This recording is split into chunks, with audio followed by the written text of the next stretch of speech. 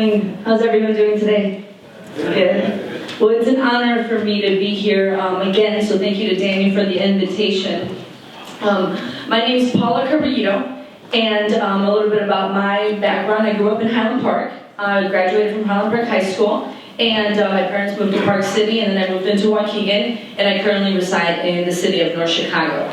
In 2004, my 17-year-old brother was charged with first-degree murder. He was the driver, and his passenger shot and killed a 15-year-old. They never found the shooter, who was his passenger, and the boy in the backseat got let go with time served. And his trial was in March of 2005, and he was found guilty. At that time, I myself was a holy terror of a teenager. I was, like Josh said, I went down the wrong path. I was hanging out with people I shouldn't have been hanging out with. I was out all types of, hanging out with all kinds of different people. And myself was hanging out with gangbangers in the community. I mean, I just had nothing else to do. I was bored. I wanted some excitement, and I thought these people were really cool. And lo and behold, here is my brother. He gets into this trouble, and I was 21 at the time. And so I went on a mission to try to figure out how he was found guilty at the age of 17. His bond was $5 million. So for someone that doesn't have a background, he wasn't gang affiliated, he wasn't the shooter, they never found the gun, and he didn't know the young man that died. I was trying to figure out, how does this happen to someone at the age of 17 to be found guilty? Then he was sentenced to 35 years in prison at 100%. So 35 years at 100% at the age of 17. There's no early release, there's no good time, there's no parole. So what I ended up having to do was figure out what God was doing in my life. At that point, I was going to a Catholic church, and I was raised Catholic all my life. And I attended this 24-hour church in Melton called St. Mary's. And it's open 24 hours, and I used to sit in that church and pray all day long about, God, don't let nobody hurt my brother, don't let no one rape him, protect him, all these things. And I felt like God wasn't listening to me. And at one point, someone came over to me and said, if you feel like God's not answering you, why don't you take a step back and sacrifice something to him in exchange for that favor that you're looking for? I didn't really know what that meant, but I sat back, and I remember it was right around Lent time, and what I did is I said to God, listen, I don't know where this is going, and I don't know why this is happening, but what I do know is that I feel like you're doing this to us, and I don't know why. What have we done? I felt like God had abandoned us. I felt like God had left us. I felt like God didn't love us, and I felt like we were being punished somehow. So at that point, I was really struggling with my faith in Christ because I didn't know why this was happening. So I sat and I prayed, and I remember God basically saying that this isn't something he was doing to us, it was something that he was doing for us. So I sat back and I said, I will sacrifice everything that I have in exchange for you to show my brother favor. Not just in prison, but I will also allow you to use me in my life and do whatever it is that you want. And at that point, I didn't really know what that meant, because that could be a lot of things. So I turned around and I went back into, with my parents, and I explained to them, the relationship that I started to build with Christ. And what happened was, in 2008, there was a friend of mine who asked me to come to Springfield and talk about the closing of the prison where my brother was at. And that was an opportunity that God opened the door. And basically, the Chicago Tribune allowed me to speak on why we felt that the prison shouldn't be closed where my brother was at. That ended up on the front page of the Tribune, and then that actually launched me into doing community activism. So in 2008, I went around and did some speaking engagements and talked about the conditions in the prison system. And I also went on a little bit of a mission trying to figure out how the sentencing system worked and how my brother got 35 years. And I started to build relationships with local elected officials and found out that they're really the ones responsible for why someone could get sentenced to, what I considered an excessive sentence at that point. And it also launched me into a path of running for township trustee, something that I never thought I would do in my life. It was just an opportunity that came, and I went ahead and I took it. And I also met some incredible people in the community that said to me that were feeding into me that I was a leader. I didn't know what that meant.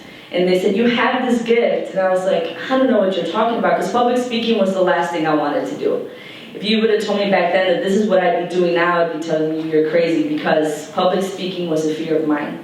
But what I realized that God had done when he sent my brother to prison.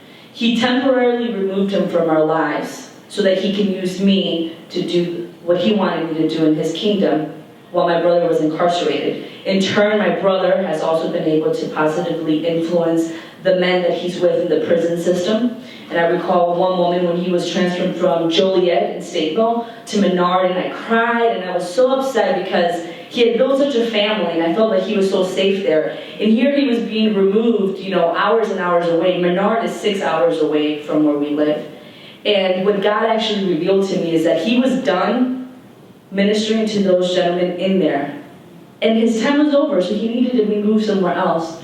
And sure enough, when he was transferred, he was able to build new relationships, impact some other gentlemen in there. I was able to meet some new family members, and my circle of networking continued to grow. So at that very moment when I felt like, again, God was doing something to us or letting me down, I had to take a step back and say, like, God, I'm so sorry for doubting you.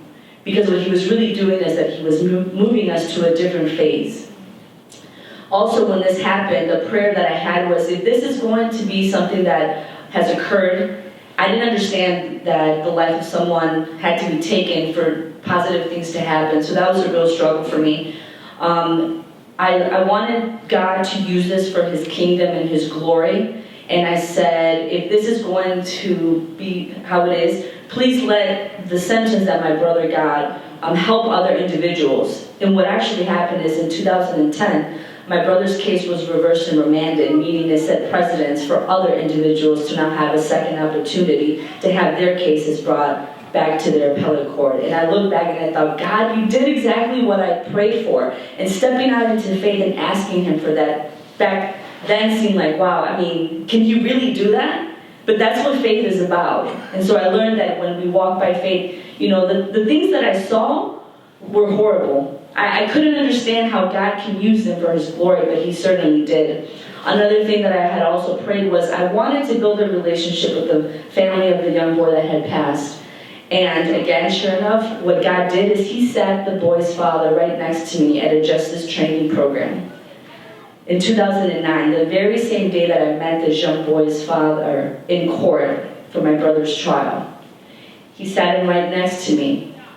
And we started building a relationship and a friendship. And I remember one thing he said to me. He said, I'm going to say to you that I love you to keep from saying that I hate you. Because inside I have a spiritual battle.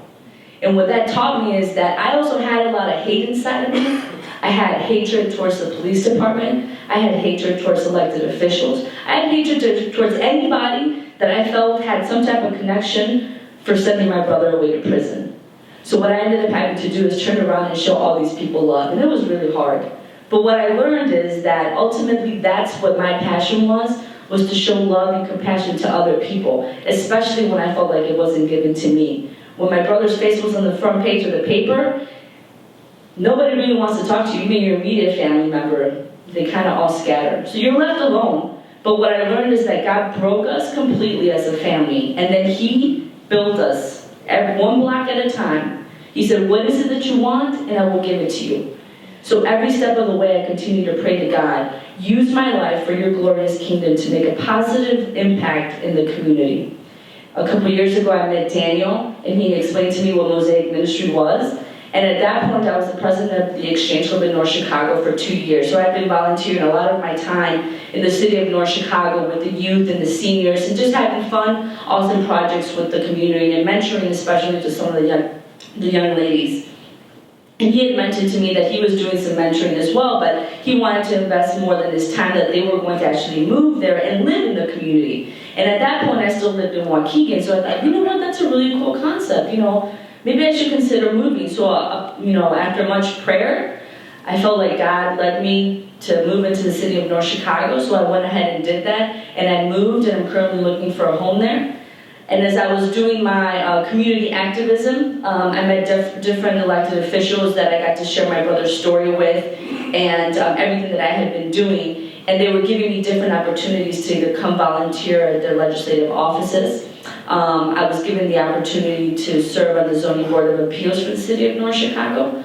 I served another year as president of the Exchange Club of North Chicago, where God continued to bless us and continue to do projects for our youth and our seniors and with the women with domestic violence. And I also, when our state's attorney was elected into office, he appointed me to serve on the Citizen Advisory Board, and that was an opportunity. It was a newly formed board. And I always thought back, when this was first happening, like, how can God use me to give back?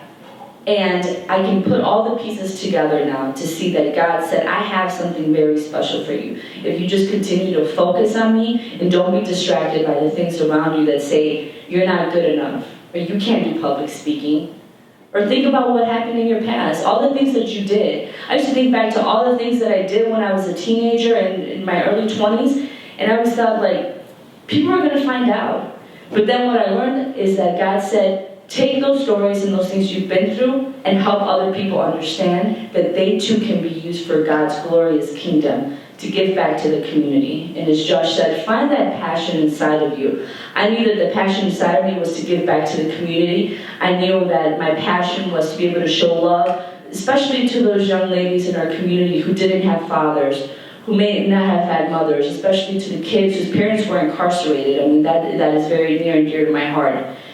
I continue to serve in the city of North Chicago. 2 years ago, I was given the opportunity to serve as director for Lake County Honor Flight. So what we do is we are able to take veterans to Washington, D.C. to visit their memorials. We take World War II, Korean, and Vietnam veterans.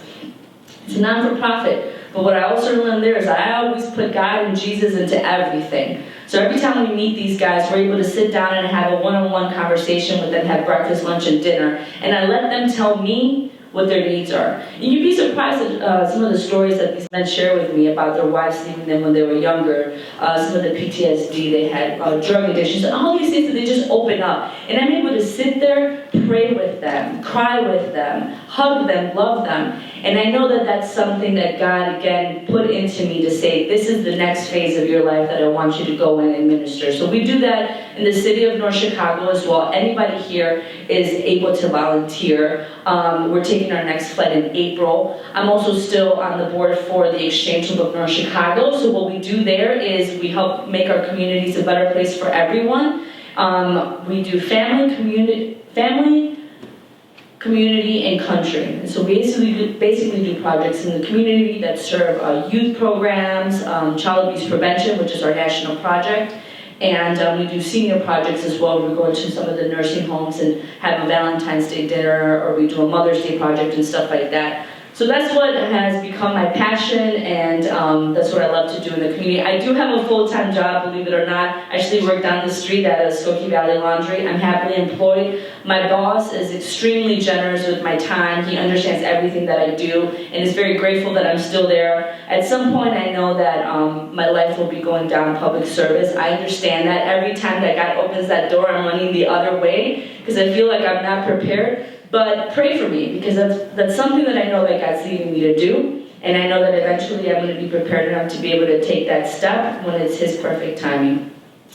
One of the prayers that I have every day that I get up is, let people see Him when I speak. Let them see Him when I'm doing anything in the community. I don't want any credit for anything. I want people to know that at the end of the day, I was very broken. And used, like Pastor Josh said, I looked like this, but I was very broken. And even till now, although I've accepted Christ and He is the relationship that I have, I'm not a fan, I'm a follower of Christ. I love Him. But God is still working in me until this day. There's a lot of things that I feel like I want, like marriage and kids. And I have to take a step back and realize that God is the one that is going to say when those are perfect times for you. I feel like my life should be at a different stage, but God always brings me back and says, this is where I want you. This is what you should be doing.